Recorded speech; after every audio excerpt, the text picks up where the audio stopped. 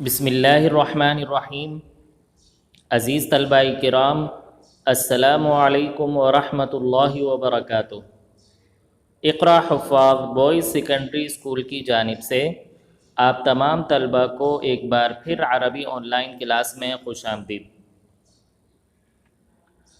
گزشتہ سبق میں آپ نے علم النحو کا الدرس الخامس معرفہ کی اقسام پڑھی تھی۔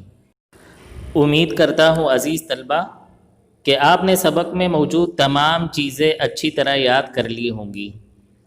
آج انشاءاللہ العزیز ہم اسی سبق یعنی معرفہ کی اقسام کی بلند خوانی کریں گے۔ تو آئیے عزیز طلبہ آج کا سبق شروع کرتے ہیں۔ یہ سبق آپ کی کتاب میں پیج نمبر 87 پر موجود ہے۔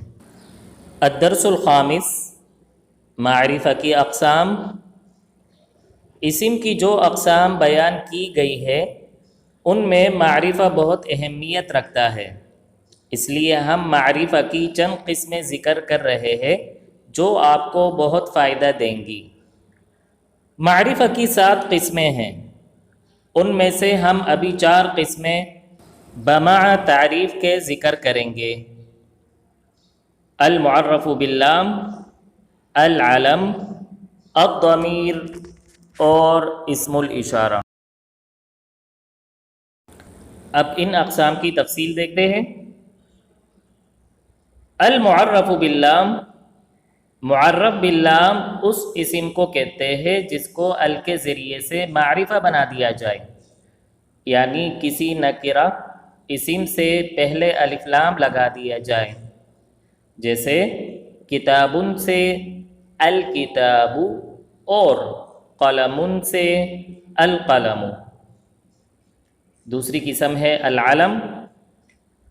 علم وہ اسم ہے جو کسی مخصوص فرد یا مخصوص جگہ پر دلالت کرے، جیسے حامد، خالد، پاکستان، کراچی۔ تیسری قسم ہے الضمیر۔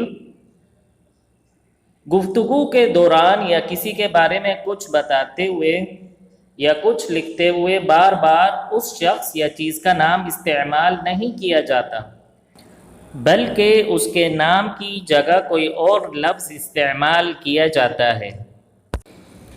ایسے الفاظ، پر نقطہ لگائیے عزیز طلبہ، ایسے الفاظ جو کسی شخص یا چیز کے نام کی جگہ استعمال ہوں ضمیر کہلاتے ہیں۔ مثلا اردو میں جب ہم کسی کا ذکر پہلی بار کرتے ہیں تو اس کا نام لیتے ہیں، اس کے بعد ہم بار بار اس کا نام لینے کے بجائے یہ، وہ، اس، ان، انہوں، اسے وغیرہ کے الفاظ استعمال کرتے ہیں، انہیں اسم ضمیر کہا جاتا ہے۔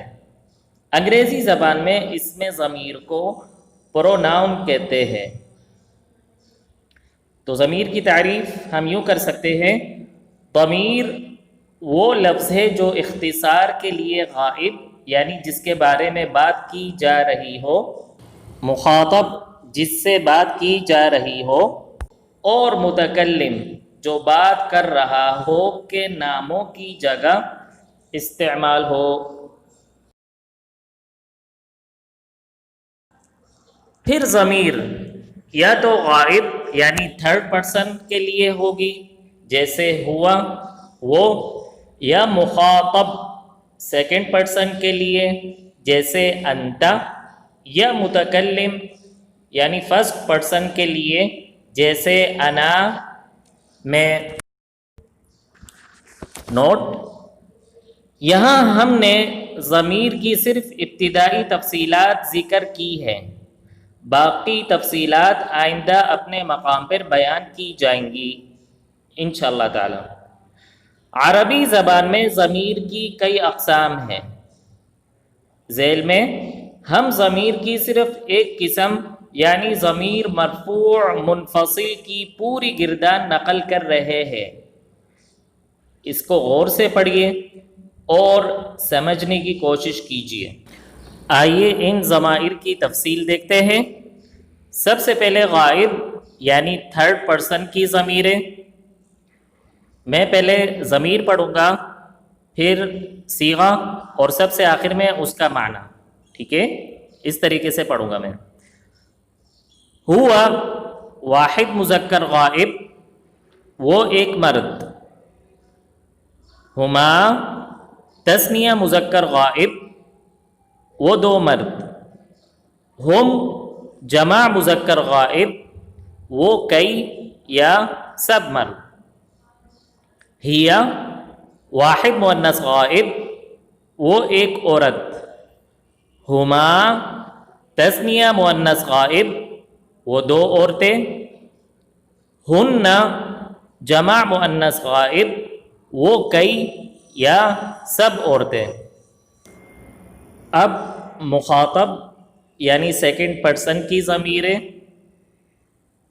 انت واحد مذکر مخاطب، آپ ایک مرد.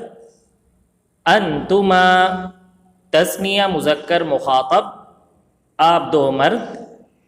انتم جمع مذکر مخاطب، آپ کئی یا سب مرد. انتی واحد مؤنث مخاطب، آپ ایک عورت. انتما تثنیہ مؤنث مخاطب، آپ دو عورتیں. انتن جمع مؤنث مخاطب، آپ کئی یا سب عورتیں.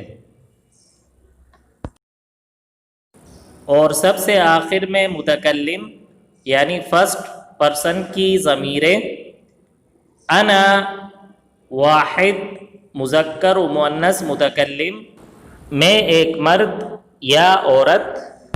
اور نحن تثنیہ و جمع مذکر و مؤنث متکلم، ہم دو یا دو سے زیادہ مرد یا عورتیں.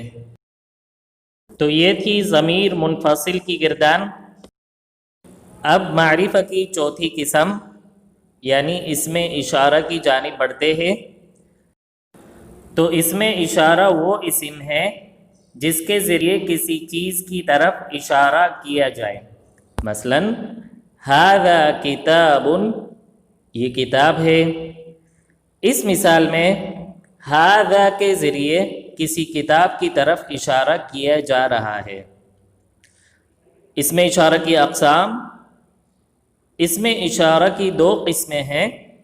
اسم اشارہ قریب کے لیے جیسے ھذا، یہ، ھؤلائی، یہ سب. اور اسم اشارہ بعید کے لیے جیسے ذالک، وہ، اور اولئک، وہ سب. جنس و عدد.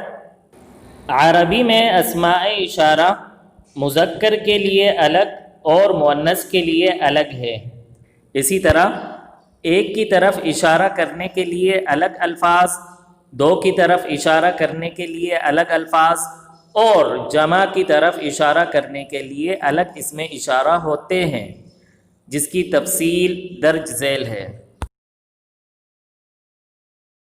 اب اس نقشے کے ذریعے آپ دیکھ سکتے ہیں کہ اسم الاشارہ، اس کے بنیادی اقسام دو ہیں. اسم الاشارہ قریب کے لیے بھی ہوتے ہیں اور بعید کے لیے بھی. سب سے پہلے ہم دیکھتے ہیں اسم الاشارہ للقریب. تو اس کی بھی دو قسمیں ہیں، مذکر اور مؤنث. آئیے ان اسماء کو پڑھتے ہیں. ھذا مفرد، ھذانی مثنی، ھؤلائی جمع.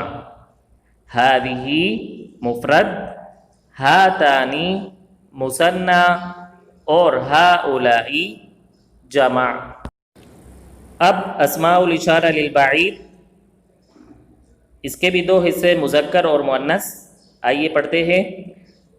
ذالک مفرد، ذانک. یہاں عزیز طلبہ ذانک کے سامنے مفرد لکھا ہے، یہ مفرد نہیں ہے، یہ مثنی ہے، تو اس کو درست کریں. اولئک جمع، تلک مفرد، تانک مثنی، اور اولئک جمع. آئیے عزیز طلبہ میں آپ کو ان الفاظ کا اردو میں ترجمہ بھی بتا دیتا ہوں۔